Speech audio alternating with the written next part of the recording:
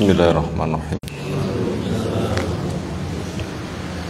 Alhamdulillahirabbil alamin. Walladzi arsala rasulahu bil huda wa dinil haq liyudhhirahu 'ala dini kulli wa kafaa billahi syahida. Wa asyhadu an la ilaha illallah wahdahu la syarikalah wa asyhadu anna Muhammadan abduhu wa rasuluh. Allahumma shalli ala Muhammad wa ala alihi wa ashabihi wa man tabi'ahum bi ihsanin ila yaumiddin. Ya ayuhan nas ittaqu rabbakum alladzi khalaqakum min nafsin wahidah wa khalaqa minha zawjaha wa bassa minhuma rijalan katsiran wa nisaa'a wattaqullaha alladzi tasaaluna bihi wal arham innallaha kana 'alaikum raqiba. Wa ba'd fa inna asdaqal hadisi kitabullah wa khairal hadyi hadi Muhammadin sallallahu alaihi wasallam.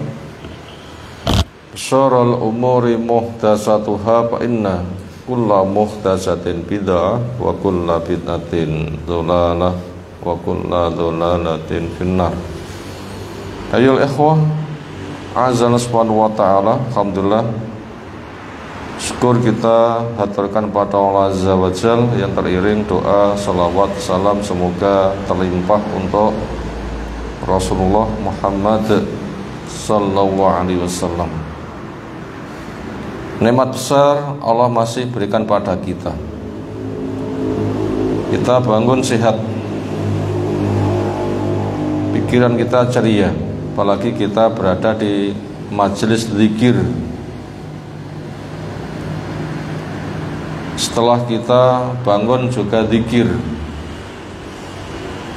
Sebelum subuh sempat sholat dengan jumlah ganjil juga bagian dari zikir. Jawab adzan juga bagian dari zikir. Bersolawat berdoa sesudah adzan juga zikir. Qobliyah subuh yang punya nilai lebih baik daripada dunia bersama isinya juga zikir.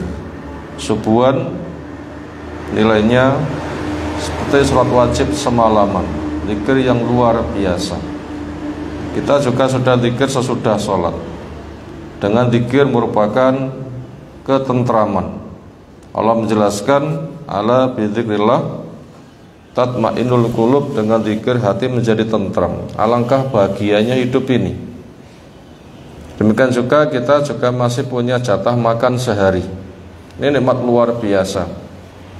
Tugas kita adalah mensyukuri, nambah ketaatan dan nambah ketaatan, entah pribadi kepada keluarga atau sosial, di depan Allah maupun memberikan maslahat kepada makhluk.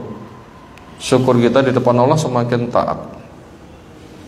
Syukur kita di depan makhluk semakin memberikan maslahat kepada lingkungan. La yashkurullaha man la yashkurun nas.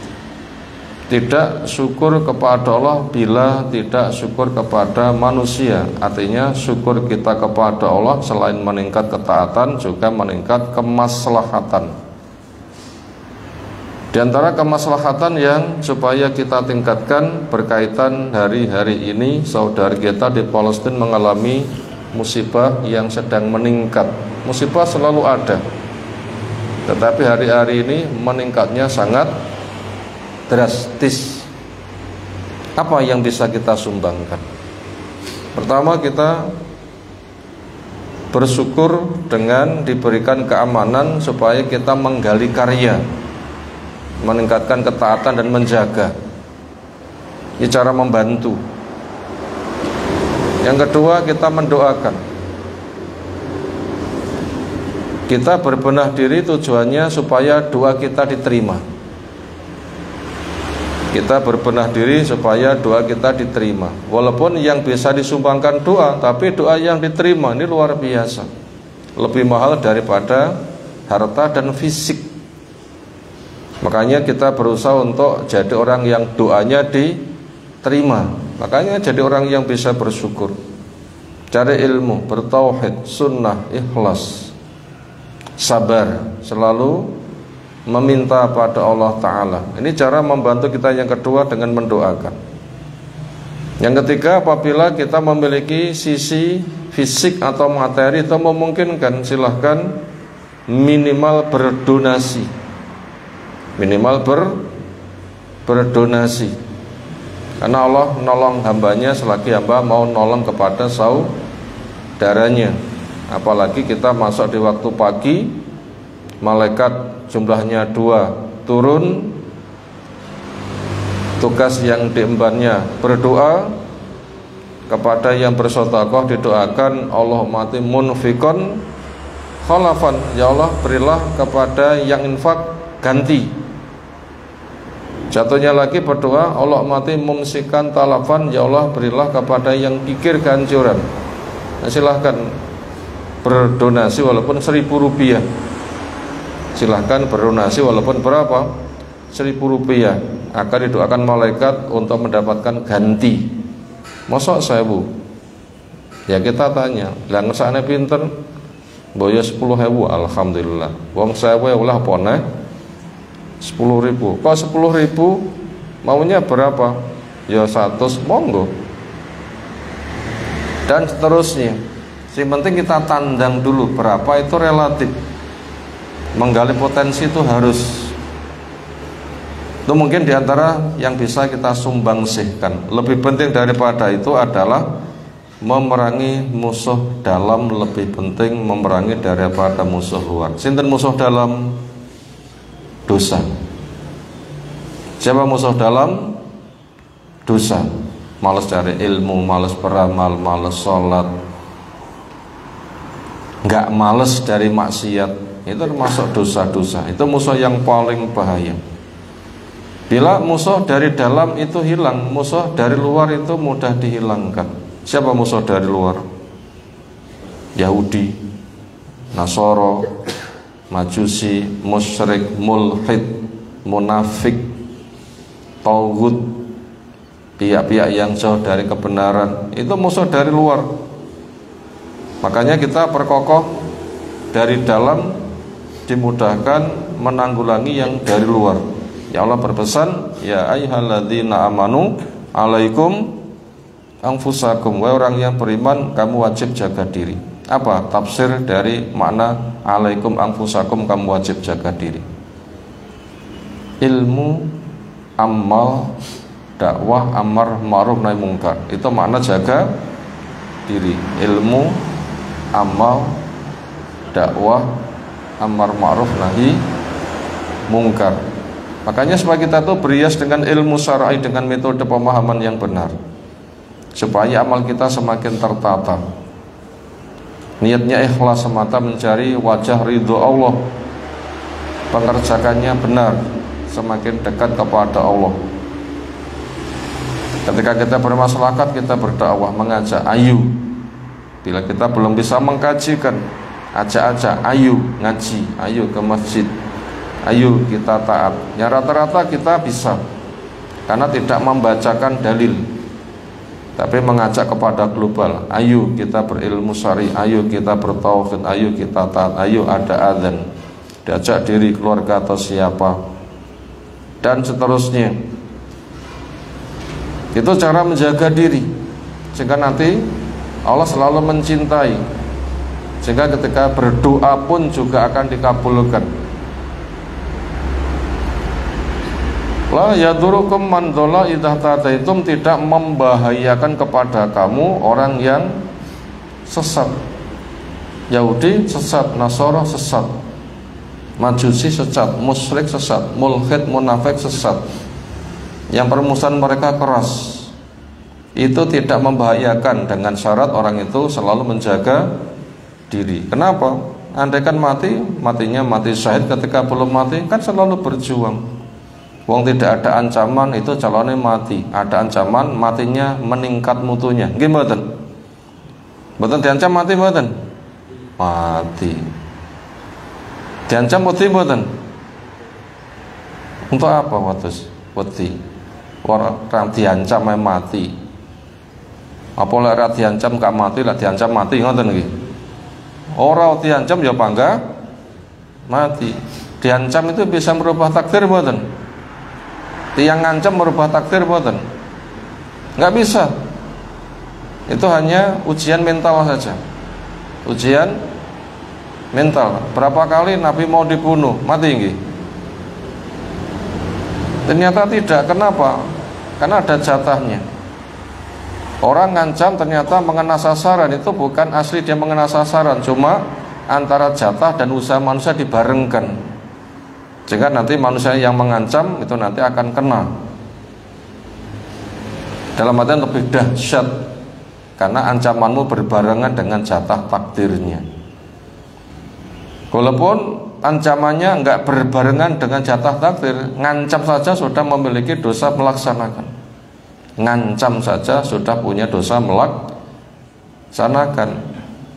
Pengen sedekah 1000, begitu nyiapin duit budal, ternyata dijambret sehingga tidak kena pada sasaran.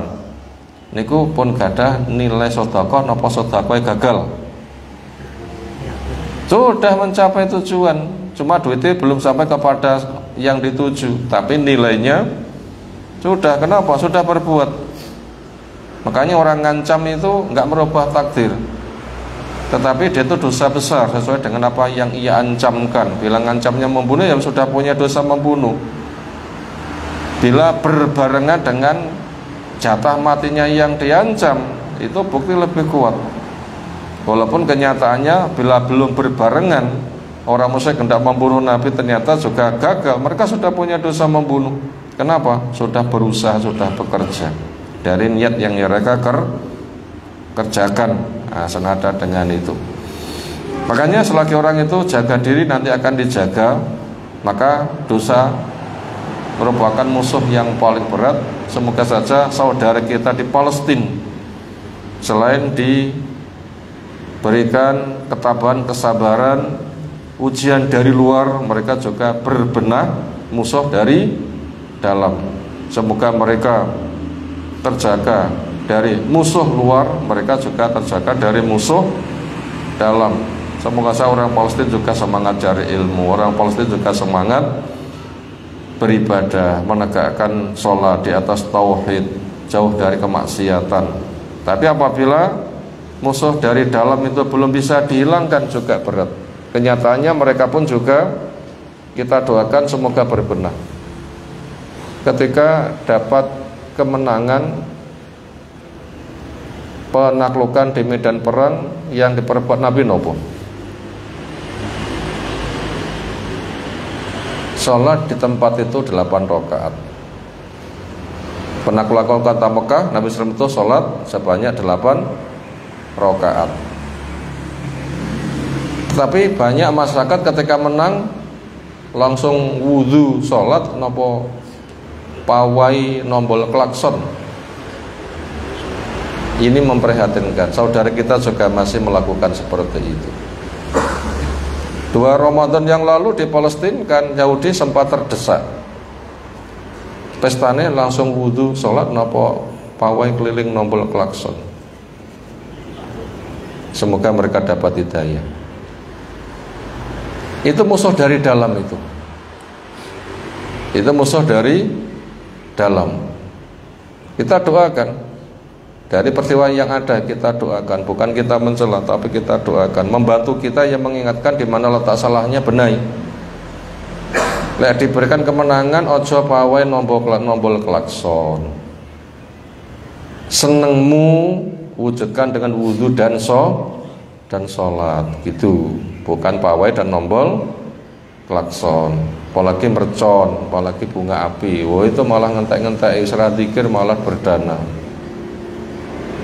Ini penting ini penting untuk kita perhatikan. Itu cara nolong kita dari beberapa sisi. Berikutnya setelah mukadimah kita sampaikan, insyaallah kita melanjutkan materi akidah. Satu soal mengandung 3 pertanyaan tentang 3 landasan yang harus kokoh pada diri kita, yang kita sudah kaji 2 poin. Ketika 3 landasan kokoh pada seseorang, itu akan dimudahkan nanti menjawab 3 pertanyaan kubur. Apa 3 landasan yang harus kokoh menjadi fondasi kita? Yang pertama, kita sadar dicipta dengan segala kelengkapannya. Allah tidak membiarkan tanpa bimbingan, tetapi Allah turunkan kitab, Allah utus Rasul, Allah bimbing bagaimana dia menghamba dengan benar. Ini landasan yang pertama. Yang kedua, ketika hamba punya fitrah bertauhid, diberikan fasilitas, dituruni kitab, diutus Rasul, lalu menghamba, upayakan penghambaanmu tidak rusak. Ini yang kedua, upayakan penghambaanmu tidak rusak. Ojo berdandan dibubrai.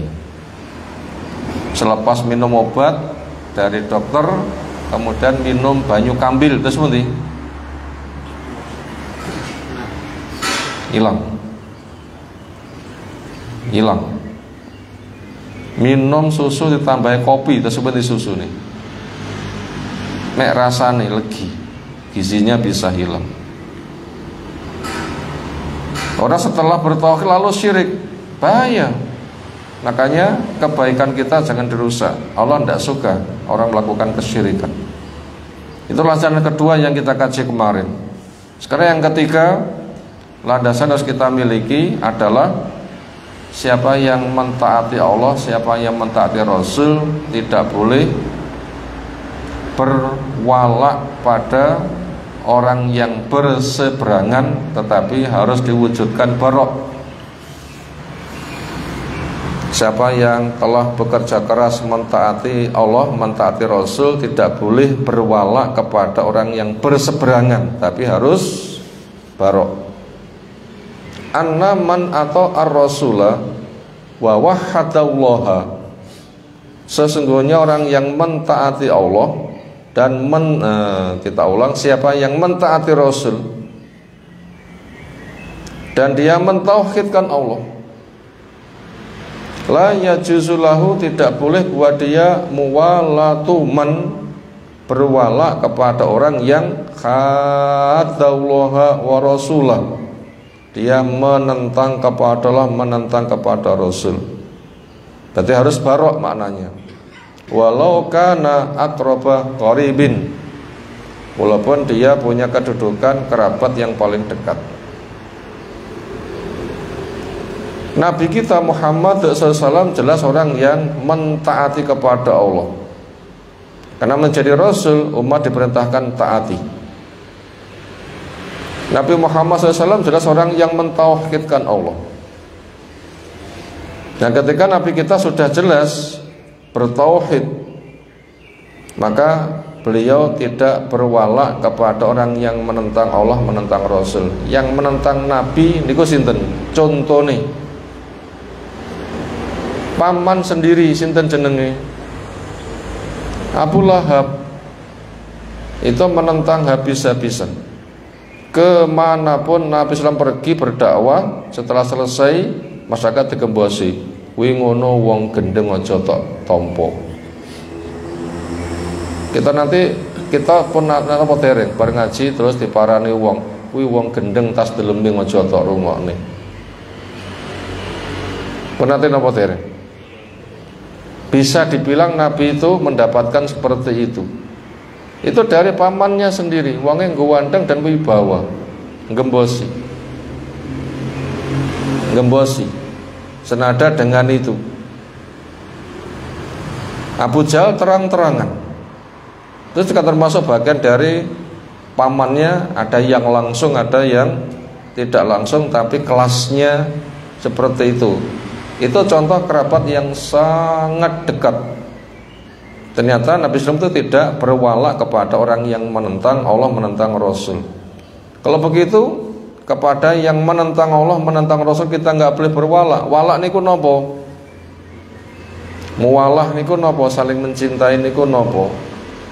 hati mencintai, hubungan badan didekatkan, kerja dimitrakan. Makanya kepada orang yang tidak berilmu, hati kita tidak boleh mencintai. Kepada orang yang syirik, hati kita tidak boleh mencintai. Kepada orang yang koceh maksiat, hati kita tidak boleh mencintai. Dan hubungan kita tidak boleh terlalu dekat. Hubungan kita tidak boleh dekat. Bila masih aman, dekatnya itu sebatas kayak wong petung jual beli, selesai sudah. Urusannya itu bukan urusan hati, tapi urusan tukar menukar barang. Nah begitu, urusan tukar menukar barang. Tapi itu tidak diakrabkan. Ketemu petung jual beli, selesai, pisah, ya sudah.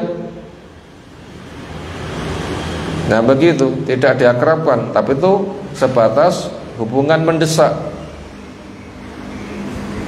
Kemudian bila orang yang menentang Allah, menentang Rasul, punya kegiatan isinya penentangan, nggak boleh dibantu walaupun itu kerabat dekat.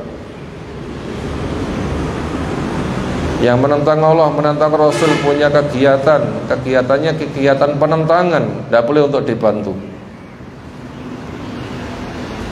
Wonten tiyang sing badhe nyolong, tak iwangi nyepakne linggise, asal mboten. Tak terni, tak sarapi, asal mboten. Ya tidak boleh. Yang ada hati kita membenci, hubungan kita dijauhkan, benjok keseret.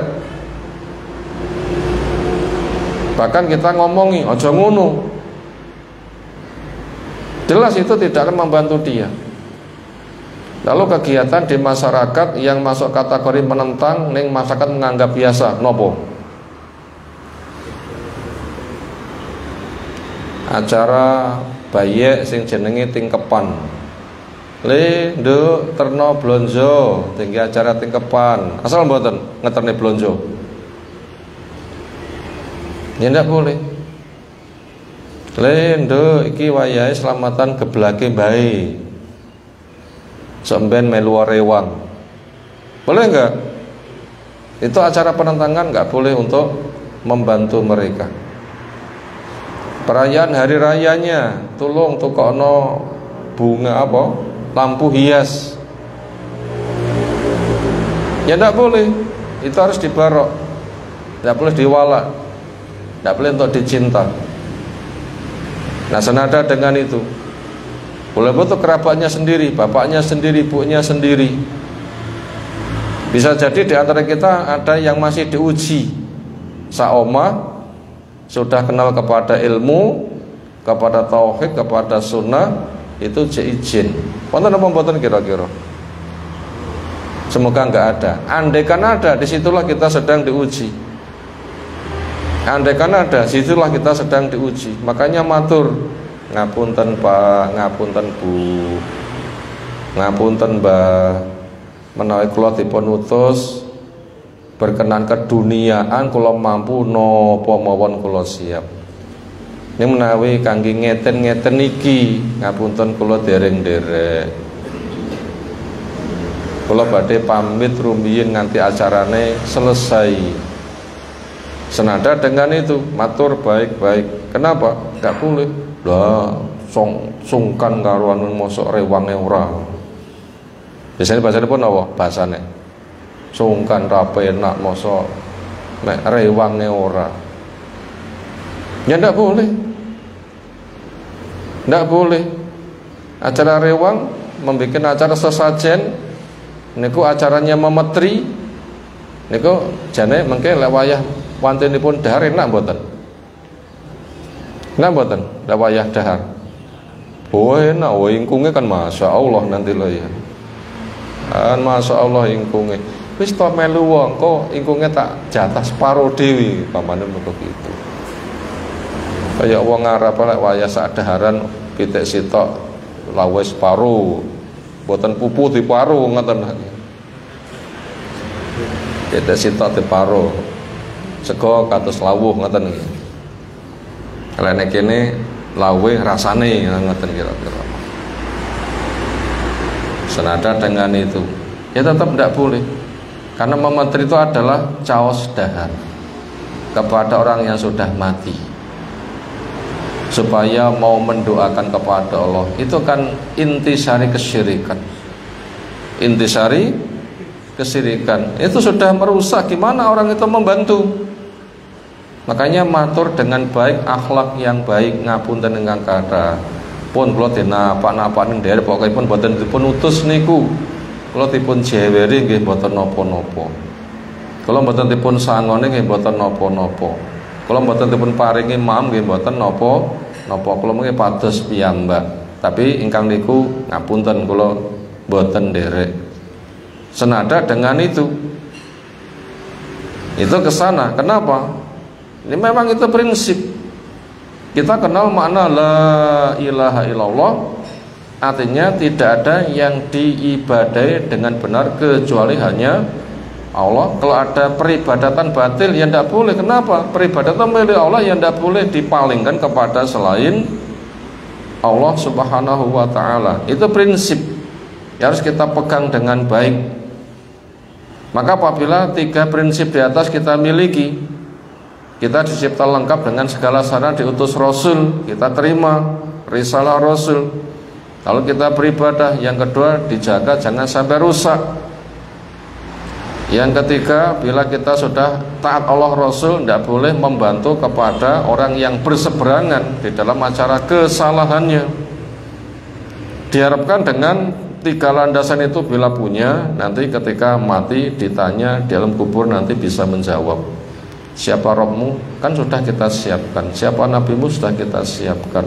Apa agamamu? Sudah kita siapkan. Itu bekal utama. Demikian materi pertama yang kita sampaikan kesempatan pagi hari ini. Berikutnya kita seolah akan masuk pada materi kedua, membaca kitab Fikih Al-Wajiz oleh Fadilatul Syekh Abdul Adzim Batawi. Semoga Allah menjaga kita semuanya. Temanya masih Al-A'dhar fi Tarkil Jamaah. Beberapa alasan ketika orang tidak melaksanakan, memenuhi panggilan adzan hayya 'alas shalah itu tidak disalahkan.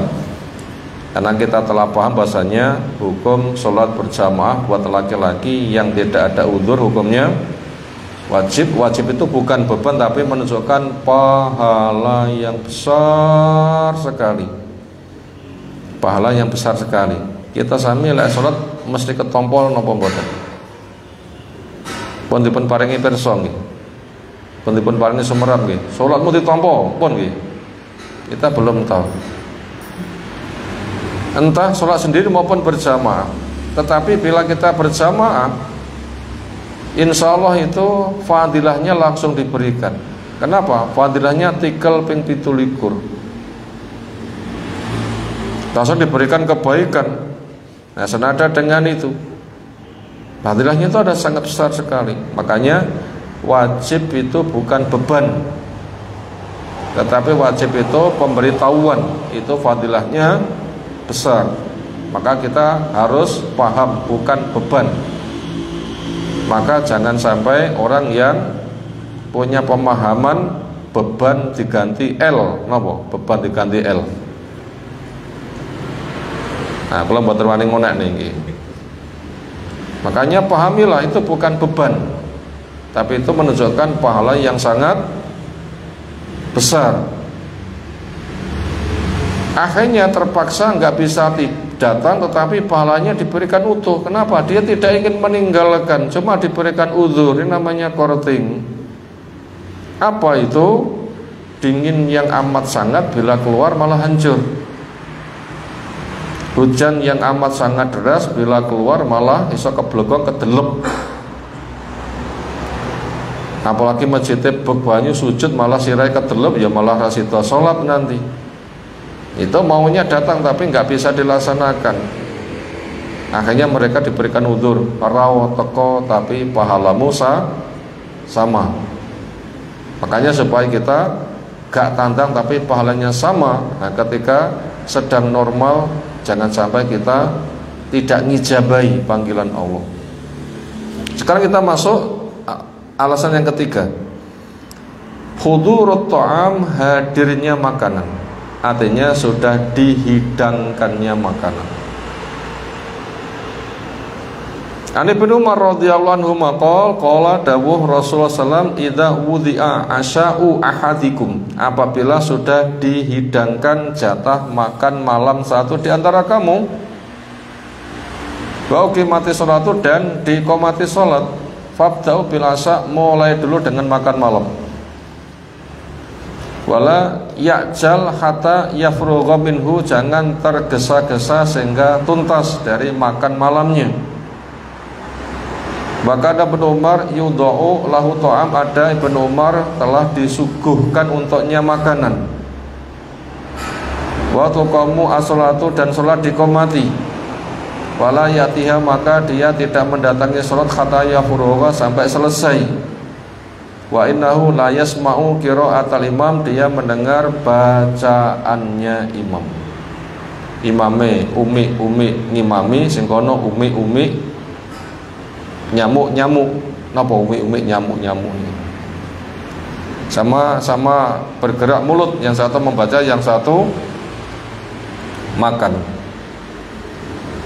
Asya itu hidangan makanan untuk waktu malam. Asya sama isya niku napa nih? Podo-podo menunjukkan waktu sore.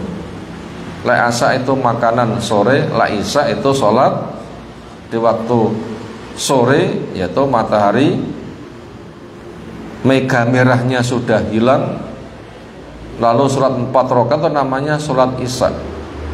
Sholat maghrib sholat ketika matahari tenggelam, sholat isya sholat cahaya bintang-bintang sudah mabyur karena mega merah sudah hilang. Biasanya bila dikaitkan dengan puasa, asa niku napa namanya niku? Ya makan sore, makan malam. Masuk kategori di antara hikmahnya memiliki makna berbuka. Perut jelas lapar, hidangan sudah dihidangkan. Ketika melaksanakan sholat diganggu perut, berpotensi khusyuknya terganggu. Sementara sholat itu butuh khusyuk dan pengganggu-pengganggunya supaya dihilangkan. Ternyata Allah Maha mengetahui keterbatasan manusia. Walaupun punya keinginan menghamba dengan baik, tetapi ketika gangguan itu sulit dihindari, Allah membantu untuk menghilangkan gangguan dulu. Nah begitu. Itu kondisi awalnya begitu. Kalau kondisi semuanya nanti bisa disamakan. Walaupun bukan waktu malam, tetapi lapar itu mengganggu, kebutuhan perut mendesak, sehingga apabila sholat sulit untuk bisa khusyuk karena keterbatasannya, maka dimudahkan untuk menghilangkan gangguan dulu.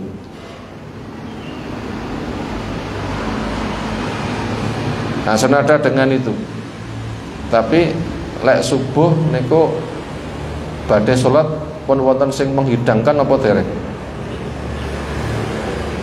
Ketinggalan dereng ya. Kayaknya untuk subuh itu enggak ada gangguan makanan. Lek zuhur biasanya sampun dihidangkan belum? Kayaknya belum juga. Lek asar kayaknya belum. Tapi lek maghrib berpotensi besar. Kalau maghrib berpotensi besar, isya berpotensi besar. Itu diantaranya. Maka asya itu masuk sore, mungkin bisa maghrib, bisa isya. Itu berpotensi besar. Walaupun kita tidak semata memahami makna asya itu harus di waktu itu, tetapi itu berpotensi besar. Untuk subuh kayaknya potensinya kecil dihidangkan makanan. Untuk zuhur kayaknya juga agak kecil untuk dihidangkan makanan. Untuk asar kayaknya juga kecil untuk dihidangkan makanan. Tapi maghrib isya itu sangat besar potensi dihidangkan makanan. Apalagi dikatakan dengan puasa, itu jelas itu dibutuhkannya makanan. Sehingga kebutuhan makan itu sangat kuat sekali. ketika berbarengan dua perkara penting. Makan kebutuhan dunia yang paling besar, sholat kebutuhan akhiratnya yang paling besar.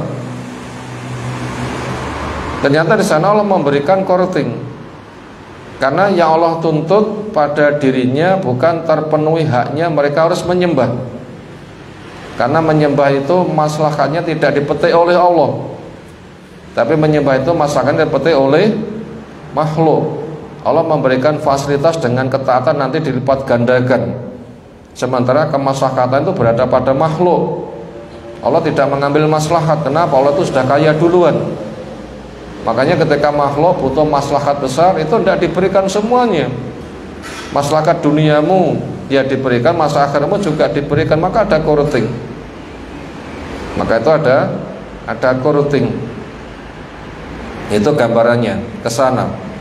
Kemudian apabila orang itu dalam kondisi lapar, sudah ada makanan, terganggu, itu ketika menomorsatukan sholatnya dulu. Sah apa enggak? Tidak sah. Jadi sholat pikirannya double, lisannya moco, pikirannya ya nyambung, tapi sing separuh pikirannya nyambung yang sandingi. Nopo yang sandingi? Makan apalagi ambunnya semeribit, nggak begitu loh. Itu apabila sholat sah enggak? Sah tapi dibenci. Sah tapi dibenci. Karena kita belum mengetahui itu dikatakan pembatal. Sholat batal apabila sholat itu ada hidangan. Nah, kita belum mengetahui fatwa dari ulama pembatal sholat itu adalah makanan. Makanya itu hukumnya menjadi makruh, dan itu dekat kepada haram. Maka apabila perut kita jelas membutuhkan makanan, sholat diqomati, nanti nggak bisa khusyuk, maka diberikan dosa, tuntaskan sholatmu. Tuntaskan sholatmu. Bila pemikirannya ke sana, orang itu tidak berusaha ketika mau sholat menghidangkan makanan. Tetapi kondisi seputar itu, waktunya makan, dihidangkan makan itu pantas. Memang punya hak makan minum, semisal maghrib isya, sama-sama waktu asar, waktu sore, itu dihidangkan makan itu pantas. Kenapa? Sedang butuh. Nah itu ketika butuhnya sedang mendesak, sudah dihidangkan itu supaya didahulukan makannya, didahulukan minumnya. Kalau puasa Ramadan gimana berbukanya? Itu sudah jelas dihidangkan, dan petunjuknya kalau orang itu berpuasa tidak langsung makan kelas berat. Kalau nanti pada tema puasa kita mau pelajari. Perut kosong langsung diisi dengan muatan kelas berat, ini kemesaknya petengi.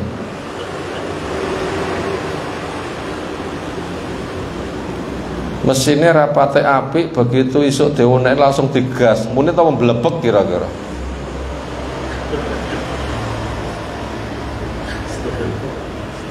Allah Maha mengetahui. Makanya praktek dari Nabi SAW sendiri itu ketika maghrib segera membatalkan puasanya dengan berbuka, tapi kelasnya kelas ringan, yaitu beberapa butir kurma. Bila bisa rutop, ya rutop yang baru petik, yang belum dijemur. Kalau kita sulit kecuali rutop gadungan. Dewe hiasan pohon kurma panggah enak uwai siap petik, itu namanya rutop gadungan. Ya dimakan ya malah keleleken seperti itu. Rutop asli sulit. Kenapa? Adanya di tanah Arab kita nggak ada. Walaupun kita nanam kurma bisa tumbuh dan berbuah, tapi potensi matang nggak bisa. Butuh hawa yang super panas. Sementara kita kayak nggak ada hawa super panas. Wah ya wah, gede ya gede, tapi matangnya bisa apa enggak, kita nggak punya sarana. Bila tidak ada rutop, kurma yang masih basah baru petik, ya kurma yang sudah dikeringkan itu berpotensi ada. Bila tidak ada ya banyu. Biasanya disediakan teh, lalu makanan ringan. Itu bisa dikonsumsi dulu sehingga persiapan nanti ketika selesai lalu sholat, selesai sholat baru mengerjakan. Itu yang diperbuat Nabi Shallallahu Alaihi Wasallam. Itu gambarannya ke sana. Maka apabila sholat diqomati, kemudian orang menghilangkan laparnya itu minum banyu sak gelas enek legine seolah laparnya hilang.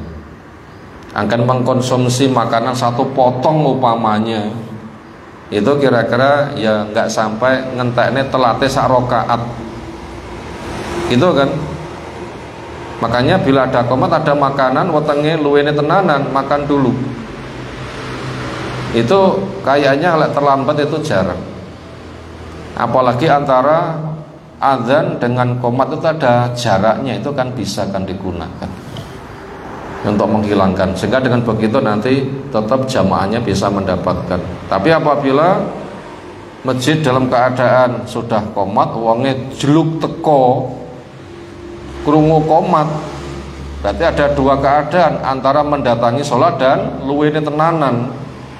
Nah itu kira-kira nanti bisa terlambat. Makanya tuntaskan dulu makannya supaya nanti sholatnya bisa tenang. Tidak hadir itu dimaklumi. Kenapa? Memang ada dalilnya. Bahkan dipesankan mulai asaknya, makannya jangan tergesa-gesa. Dan praktek dari sahabat ketika kondisi seperti itu dia tuntaskan makannya, sementara di sana ada imam yang ngimami. Lalu alasan yang keempat dibolehkan untuk tidak mendatangi karena ada udzur mendesak, yaitu mudafa'atul akhbatsaini, menolak dari dua yang kotor. Artinya diburu oleh harus buang air kecil atau diburu oleh buang air besar. Kantong airnya banyak, begitu ada qomat lek dimpot ini bahaya. Nggih salate sok kluget-kluget ngoten nggih. Ngempet. Karena stok banyune banyak. Ngono ki lek dikeluarkan mungkin karena katupnya mengecil, karena terdesak oleh muatan yang sangat banyak, mungkin keluarnya juga nggak bisa tuntas, malah metune sawi. Tuntaskan saja, ojo separuh malah kangelan, nanti digobah nanti malah keluar.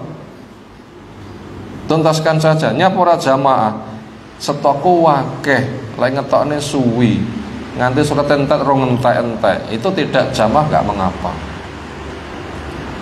Demikian juga BAB-nya diserahkan dimpet harus keluar, apalagi waktunya masuk ke WC antri pisan. Senada dengan itu antri pisan, itu dipaksakan sholat ada gangguan, maka itu tidak jamaah nggak mengapa. Kenapa? Karena sudah mendapatkan pengesahan. Di balik itu sholat butuh khusyuk, betul-betul menghamba, berbincang dengan Allah Subhanahu wa taala dengan penuh ketulusan, maka pengganggunya supaya disingkirkannya. An Aisyah radhiyallahu anha qalat, sampai itu saya mendengar Rasulullah SAW yaqul, la sholata, tidak ada sholat dengan nilai sempurna, bihadrati ta'amin, dengan dihidangkannya makanan. Lah tidak juga sholat dikatakan sempurna bahwa deman sementara dia yudafi'ul akhbatsa, ini mengendalikan dari dua yang kotor. Buang air kecil ra kena timpet, buang air besar gak kena di timpet. Bila timpet itu nanti menyebabkan terganggu kekhusyukannya, maka tuntaskan walaupun kamu ketinggalan sholat berjamaah. Tapi kayaknya kayak begitu bila terjadi itu ya enggak selalu. Wonten nggih. Begitu qomat kudu metu barang loro niku nggih. Jarang kan? Ya mungkin sesekali itu mungkin. Kalau ajak itu sepertinya belum ada kaidahnya, tapi juga mungkin juga. Demikian 3 materi yang kita sampaikan kesempatan pagi hari ini. Pertama, mengambil pelajaran kondisi di Palestina, bagaimana sikap kita. Yang kedua, tentang 3 landasan utama walak barok, perkara yang sangat penting sekali. Lalu yang ketiga, kita menambah 2 poin, alasan-alasan orang mestinya sholat berjamaah tapi tidak karena ada uzur. Semoga apa yang telah kita pelajari Allah berikan ilmu bermanfaat untuk kita semuanya. Ada tanggapan silahkan.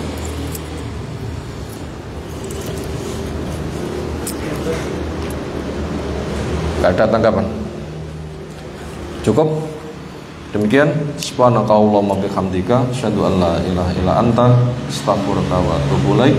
Assalamualaikum warahmatullahi wabarakatuh.